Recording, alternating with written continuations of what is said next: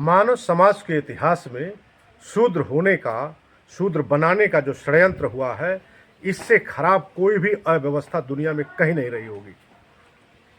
हमें हिंदू होने पर कोई गर्व नहीं है, क्योंकि हम हिंदू में शूद्र हैं।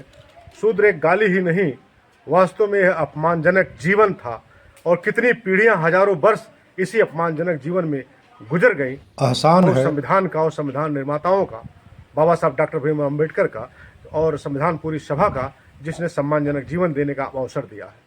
इसलिए सभी राज्यों के मुख्यमंत्रियों को और देश के प्रधानमंत्री को संसद में और राज्य की विधानसभाओं में चर्चा करानी चाहिए और निंदा प्रस्ताव लाना चाहिए।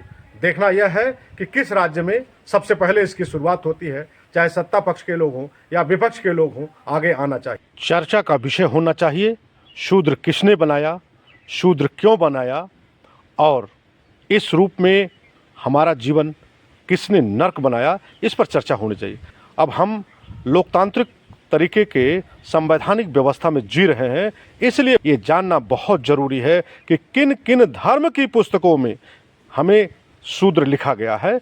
वह जरूर चर्चा होनी चाहिए। देश को यह जानने का और सदन के माध्यम से जानने का हक है, ताकि लोकतांत्रिक तरीके से बहस करके और पूरा देश देखे भी, पूरी दुनिया भी देखे, बहस करके संवैधानिक तरीके से समाधान निकाला जाए और जिन जिन धार्मिक पुस्तकों में हम शूद्र हैं लिखे गए घोषित रूप से, उन सबको हटाया जाए और लिखा जाए, उसमें जोड़ा जाए, सब मानव एक समाना, नहीं को ऊंच न नीच विज्ञाना।